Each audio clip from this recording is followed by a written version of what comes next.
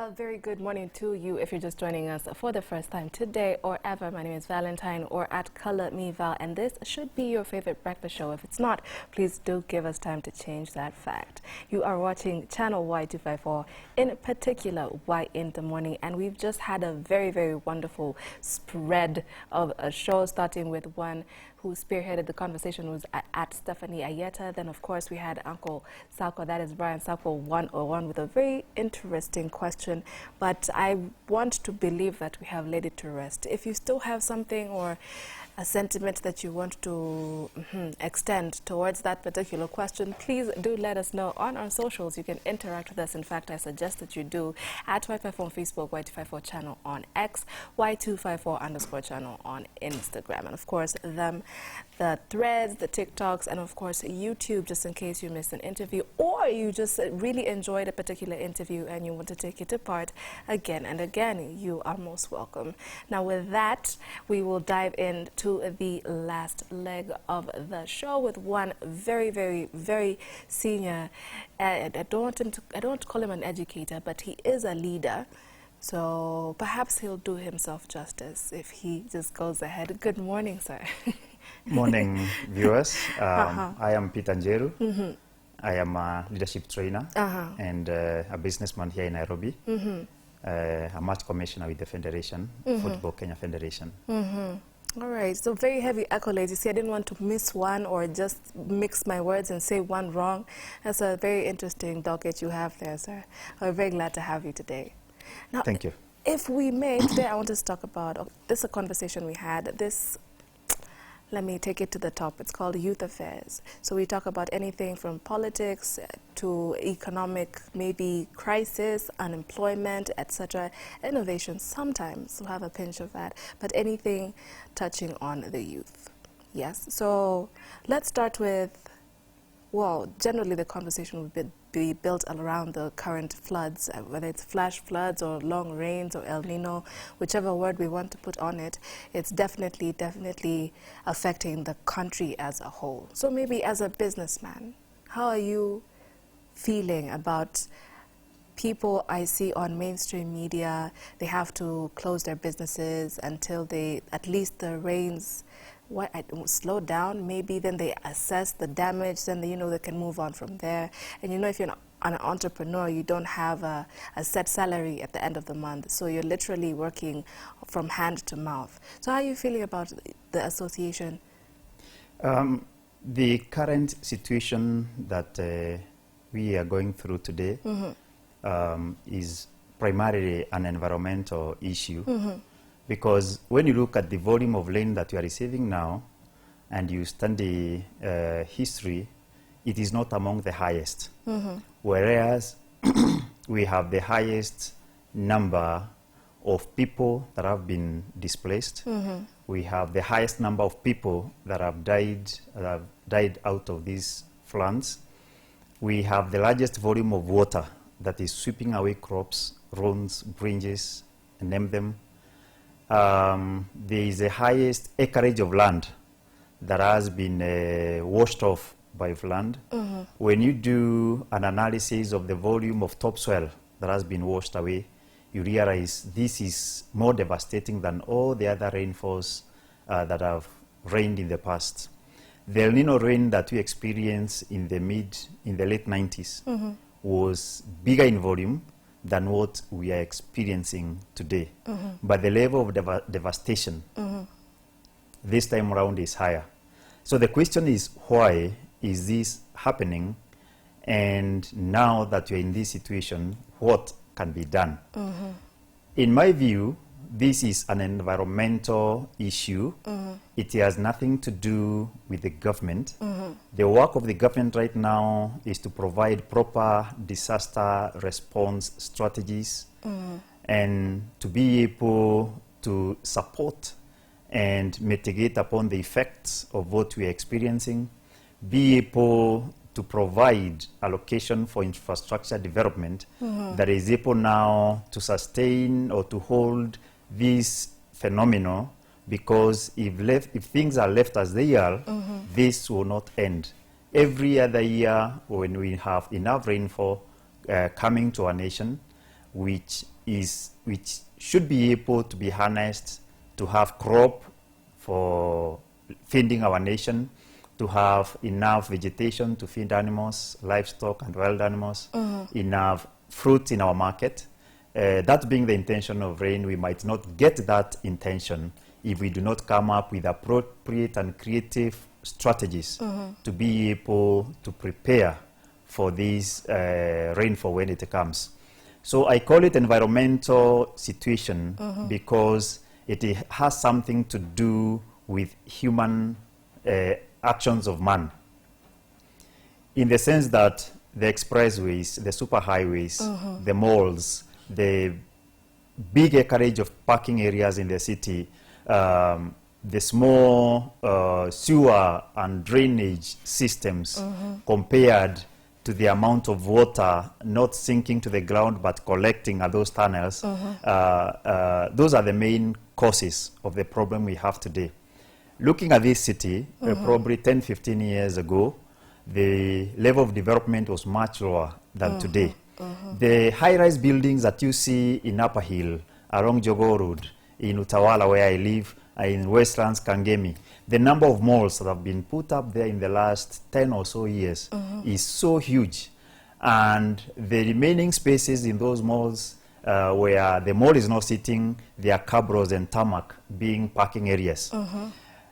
The net effect of this development is that the rain that is falling on the expressway, the rain that is falling on the 6-lane superhighways is not sinking. Not a single drop of that rain is sinking. It has nowhere to go. It has nowhere to go. It's just lying there. So if there is that rain falling for 30, 40, 1 hour, you can believe me, you believe it will be a pool of water, it will be a lake of water. And the small area, the small depression where that water will flow and settle, it will be an ocean. And therefore, it will sweep away vehicles, it will sweep away people, it will uproot trees, it will wash away every inch of topsoil that is on the ground, and the net effect will be devastating. Therefore, what every Kenyan and every person who is going through this current situation should understand is that first and foremost, the development that we are witnessing is primarily the root cause of the problem we are having. The question we need to ask ourselves is, what should the government do in view of this natural disaster? Preparedness is key. Preparedness is key. And in preparedness, we talk about planning. The government should plan effectively, focus into the future, foresee what should happen, and when they think of now approving structures, homes and buildings and malls, they should first of all try to find out and understand, is this development sitting on waterway? Is it on a riparian area? Is it on a public property? And if that is the case, it should not be approved. It should not be built. And now, because it has already happened, we have homes that are marooned by flood. When you do a background check, you realize this development has the county government approval many years back. So who do you blame?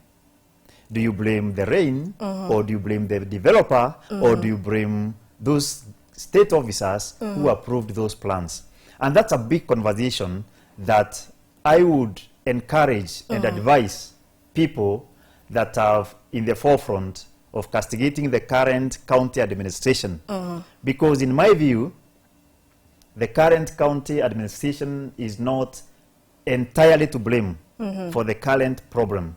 Because the high-rise buildings, Central Bank Plaza, Times Tower, KICC, all these high-rise buildings in the city, they have not been built in the last 2 years. And they are major contributors to the problem. The malls sitting on riparian areas. Talk about them. Let me add some meat to what you're saying, although you're doing a spectacular job. So I have with me an article that was written about 2 days ago by BBC. Larimado, good morning. Manakwanga CNN. Anyway, someone say good morning. So one of the points that they bring out is a properly developed drainage system may have been able to cope as the city of Nairobi, we're talking about Nairobi, but as the city has grown over the last century from 100,000 residents to today's 4.5 million, the infrastructure has not kept up. So it's not enough that we have infrastructures like the malls you're talking about, but now we have that is times what? From 100,000 to over 4.5 million. And those are the ones that we know of, you know. So aside from that, now we have, well, let me just bring another part of the country that says neighboring Kiambu County, parts of which are on a river basin, again, what you've said, riparian areas, and have been affected by the floods, have also announced it will take measures to mitigate the situation, including building inspections. Then it goes somewhere at the top, it says His Excellency President William Ruto has said that people living in dangerous areas around the country will be moved to land provided by the National Youth Service, while the government plans a long-time solution. And of course, we have, again, coming back to the construction, so we have some of the developments in the city and its environs have been criticized for impeding the flow of water, which then finds its way to other areas. Construction of buildings on wetlands, big problem. 2018, the multi-million-dollar South End Mall in Langata and the UK Mall in Westlands were demolished as part of a campaign to reclaim wetlands. So it goes on to say more about, again, homes now built next to riparian areas. But my question is, it's been a couple of weeks, near 4-5 weeks before His Excellency now came on board and publicly started talking about the floods, or now when he was introducing the cyclone Hidaya, which we thank God did not have the effect that it threatened to have on the country and also our sister Tanzania. But with that 4-5 weeks before he came with a national address, there was nothing that could have been done. Why were we waiting for the worst to happen? Disasters are disasters. Mm-hmm. Disasters are like accidents. Mm-hmm. As much as you will prepare, mm-hmm. sometimes you will not know when they will strike. So mitigation strategies in many occasions is always both proactive and reactive. So when we were receiving more than normal volumes of rainfall, mm-hmm. and would hear of floods here and floods there, sometimes it's not wise also to just activate the entire system same day. Mm-hmm. You allow the respective county government to be able to respond, react, and you see the level of efficiency in that. Mm-hmm. When it is clear that there is more to be done than what has been done, the problem continues to overwhelm the local systems, mm-hmm. then there's need for the national government to swing into action. Mm-hmm. When you look at the UN definitions and expectations during disasters, you can conclude that the national government did not react as fast as it should. But again, when you scrutinize the local factors, mm-hmm. you realize that it is not that the government did not react, but the structures that are devolved had the primary responsibility to react, act, and make sure that those that are affected have been assisted. Mm-hmm. Because according to UN set a very low threshold, mm-hmm. lower than you can imagine, my sister, because they say that if something happens and there is loss of life of 10 people or more, that should be declared a disaster, mm-hmm. a national disaster. So you can imagine when 10 people have perished in a road accident, the entire state machinery, all the way from Marsabit to Lamu, mm-hmm. Western to Eastern end of the country, should be activated to be at the scene, mm-hmm. to assist the 10 people. I can assure you no state on earth can be able to react in that manner as expected, mm-hmm. by that UN protocol. They also say that when there is a loss of more than USD 10,000, mm-hmm. That should be a national disaster. Again, you can figure out that if you have one 40-foot trailer empty and it collapses somewhere and there's no loss of life, that should be declared a national disaster because that investment is around is more than $10,000 US, probably 100,000. That is 100,000. It's 10 times more than the threshold set. So when people start, people who don't want to appreciate reality and the real things on the ground, they would want to say that the government took too long to understand, to respond, basing their argument on those UN set standards. But I can assure you, if the government will swing to action every time 10 people have lost their life, every time there's a loss of USD 10,000, then it means every day, every minute, every hour, all the government resources will be channeled towards those disasters. Would that be a very good explanation to give to the survivors of the Mai Mahiu tragedy? Of course it is not. Lives lost are at 35, last time I counted, with countless others missing. Of course it is not. I've only given you a broad look, a global look, observation of the reality, so that the listener can be able to look at that fact and ask themselves a critical question, is if there is a point that the government has not responded, whereas we know local administration, the county government, with all its systems, have been on the ground assisting the people affected by the floods.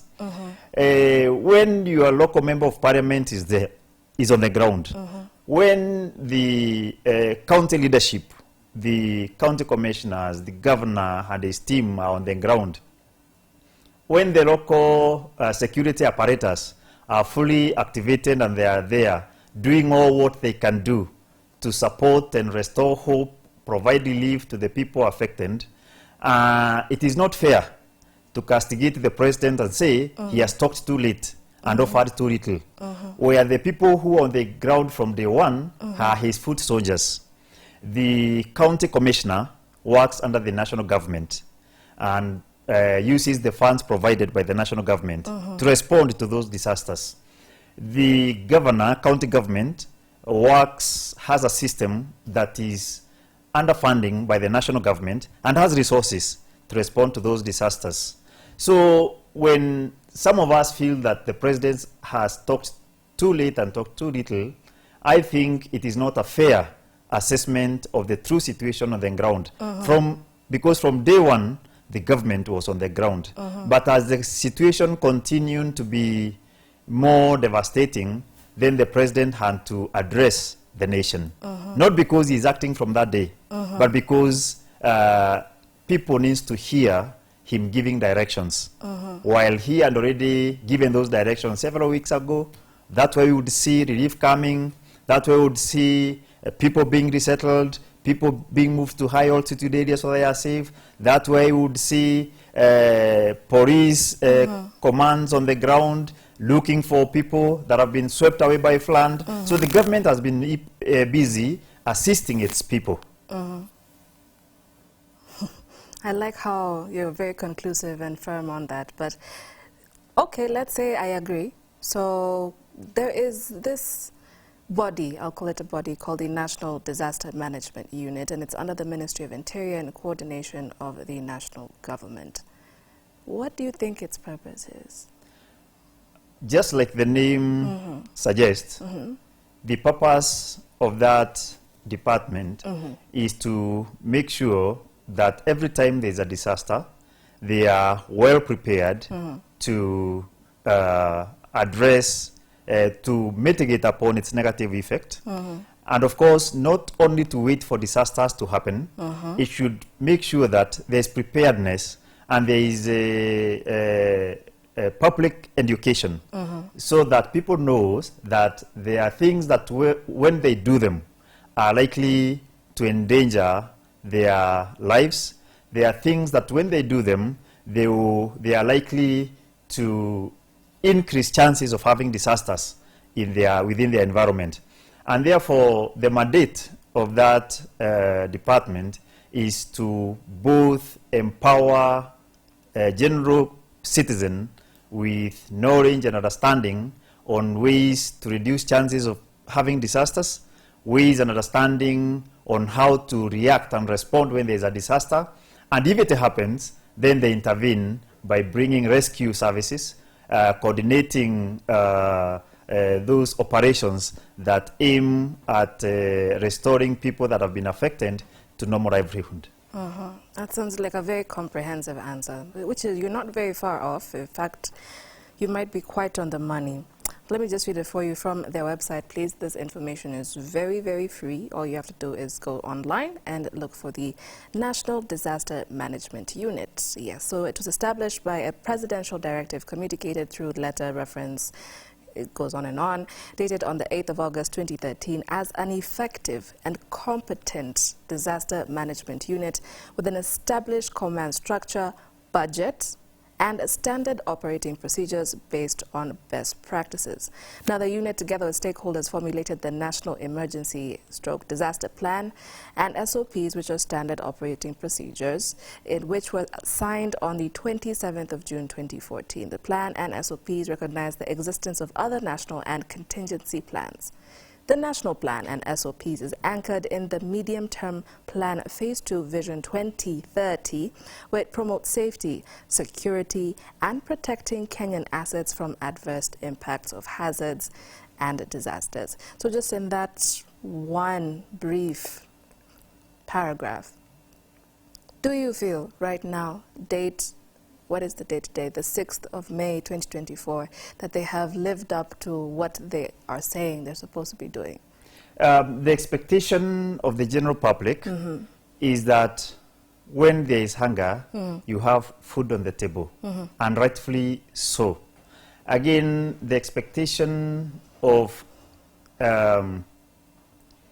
employees is to make sure is that at the end of the month, the paycheck is ready on that particular date. So sometimes it doesn't happen that way. And therefore, it is possible to conclude or to say that the department has not done enough. The most critical question to ask, in my view, would be that has it done something in view of the magnitude of the problem?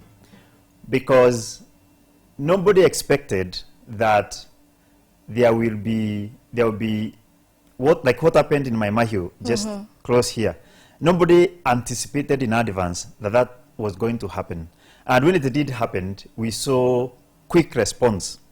Now, focusing on the mandate of that department, one can easily conclude that they did not act proactively to stop that from happening. But for heaven's sake, nobody knew there was going to be that breaking forth of massive volumes of water to sweep those homes. Something happened also in my home county, Embu. There is a place where a road was cut off.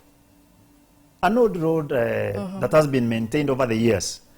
Good road, well done, but it was cut off. We can blame that department and say, you didn't tell us we prepare in advance so that this did not happen. But the best we can do as good citizens and people who understand management and leadership is to ask ourselves critical question that was the right response provided? The answer can be yes or no, depending on which direction you are looking at.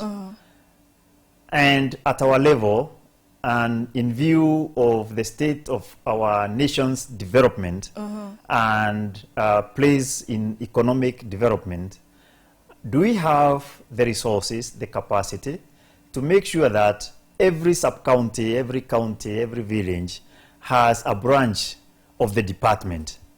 And where the nearest place we have that, did it mobilize itself as quickly as possible, as efficiently as possible to react to this situation? If the answer is yes to those questions, then we can say let's be more accommodative, because even in our own homes, we would wish to have chicken and chapati every day. But maybe we do that once a week or once a month. Sometimes the ideal situation is never the real situation. And what I'm advocating for is tolerance among the citizens, and understanding and accommodation, and trying to do what we can do with what we have. I am a leadership trainer, and under the Equip Ministry that I am a member, we teach the concept of lead where you are. You don't have to wait for big things and big people to come to the ground and support you. Start by harvesting the few liters of water you can get from your roof. Instead of allowing that water to be run off on the ground and bring disaster, if you have some empty containers, even the sufurias at home, use them. Harvest some few liters of water that you can. If you can invest on a storage facility, harness some water so that you don't allow that water to go to waste, and then you pay a water bill of maybe 100 liters extra, 200 liters extra, 300 liters extra. Whereas if you harvested that 500 liters of water, you would have saved that 500 liters in terms of the bill that you get every month. So what we are saying is that let's be leaders where we are. Let's be people of influence at our spheres of influence. So that at the end of the day, if you're a young person, you can be able to influence the people around you to be able to do the right things. Complaining all the time will not reduce the problem. It will increase the problem. But you can look at this and say, hii mtaro hapa iko na takataka, wacha tu hii takataka ndio hii maji, hata kama ime flow 1,000 liters, 100 liters can flow downstream. It will reduce the effect of this flood. So let's all look at what we can do within our spheres of influence. And then, having done that, we will also be making it easy for the government. Remember, the government is responding with our tax money. That we can't forget, yes. Is responding with their tax money. Yes. So if this tax money is not invested in mitigating the effect of disaster, that money can be used to build a school, to build a hospital. But within our community, we are the people, when we have used sukuma wiki, those waste, we don't dispose them nicely, we throw them to the drainage pipe. We throw, when we remove feathers on the chicken, those feathers, we don't dispose them properly, we throw them on the drainage pipe. Then when it blocks water flowing, then there is flood. And then the government will use our tax money to unclog those pipes that we clogged. And then at the end of the day, we have no money for schools, we have no money for hospitals, and we have no money for doctors. So let's be good stewards of the resources by being able to be people of influence where we are, being leaders where we are. They say if you want to change the world, you must first change yourself and where you are. But the founder of Compassion International, his name is Wes Stafford, Professor Wes Stafford. He has written a book called Too Small to Ignore.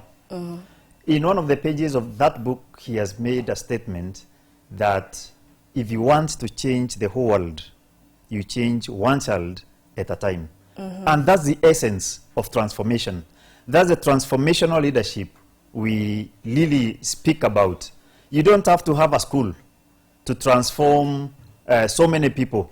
You need in your home, your sister, your brother, try to inculcate values that are progressive, values that are pro-development. And if you do that to your brother and challenge him to transfer those values to a friend, and challenge him to transfer those values to a friend, and challenge those friends to keep transferring those values, within no time, this world will change as we are sitting here. Very powerful words. Let's agree to disagree. There are some sentiments perhaps I will not be, or I cannot allow myself to agree with, but I do appreciate your passion. And by the way, I hope you got that disclaimer that any sentiments here do not reflect those of the station, sorry. So maybe as we come to a close of the conversation, sir, this past couple of years, I don't even know how to phrase it. I don't have a really definite timeline, but in a few months we've come from one of our worst droughts in 10 years, a decade or so. Now we're into heavy rains, the worst also apparently ever seen. But you know who's experiencing? When the previous ones happened, we were not really of age to quite understand what was happening, so this kind of feels like the worst. There's also been picketing, and now we are trending for all the wrong reasons in the international scene. Is that really the kind of look we want to have as Kenyans, as Africans? No nation, no administration, no person wants to have negative publicity. And again, looking at the wrong reasons you've talked about, trading for the wrong reasons, I would want us, for this particular matter, I would want us to scrutinize, because it is by looking at the past that we can be able to understand the present and reflect into the future. I talked about the El Nino rain in the late 90s. In terms of magnitude, scale, and every other parameter, it was much higher than what we're experiencing now. In the recent history, the rain we have now is about the highest. But again, comparing the level of devastation we are having now is much higher than when we look at what has happened in the past. And I took time at the beginning of this conversation, my sister, to reflect on the effect of the current rainfall, which we observed is much higher, devastating than history. So if we trade for the wrong reason, do we blame the rainfall, or do we blame the leadership? Do we blame development, or do we blame disaster preparedness? I think those are critical questions. Me, I'm a very open-minded person. And I like scrutinizing facts and numbers, because numbers don't lie. And therefore, I am convinced that the right narrative for our situation now is not limited to government's ability to respond or to react. It is primarily anchored on the fast development that our country has experienced in the last 15, 20 years. Like I explained, that when you go to Mombasa Road now, or more than about 200 meters wide is concrete pond. Is it a concrete or tarmac? 200 meters wide. So when it rains, where does all that water go?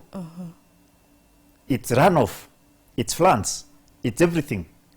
So would we then say it was not the right decision for the government to build those roads? Would we say that? The answer is no. But now, what we can also observe is that the speed of infrastructural development is not proportional to the level at which the drainage system is being improved. Actually, we talked about grabbing of riparian lands.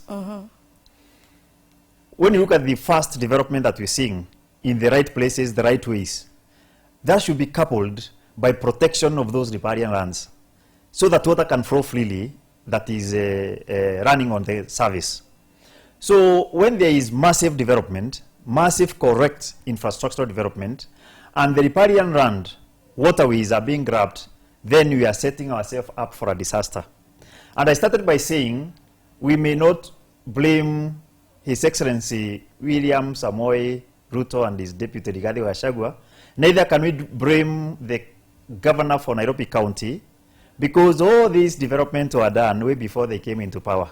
But they have a responsibility today to make sure that the negative effects that we are experiencing now because of past mistakes are, legal framework is set in place to make sure we reclaim those riparian lands, so that we can be able to make sure that no homes are built on waterways, because this means disaster. You put your 5, 10, 20 millions on a home that is on a waterway. What it means is that next year, 5 years to come, sometimes in future, when there is a higher or such magnitude of rain again, maybe you are somewhere doing your business, you are not in the city, you are where your family is there, unapigiwa simu unaambiwa oh, maji imefika kwa dirisha. It's not a worthy investment. It's not a worthy investment. So the current administration has a duty to bring up laws that will make it possible to reclaim those grabbed riparian properties and public land. That would be my take.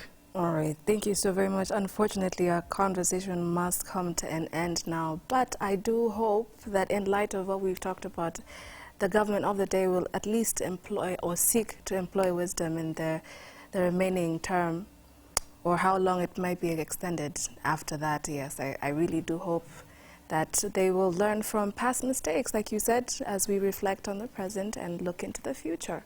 That's what I've taken away from this conversation. Thank you so much, and God bless you. Thank you so very much. Thank you for tuning in on to Y in the Morning. Rather, my name is Valentine. Of course, there's at Stephanie Yetta and at Brian Sakwa 101. Have yourself a wonderful day, but please do stay here on channel Y254.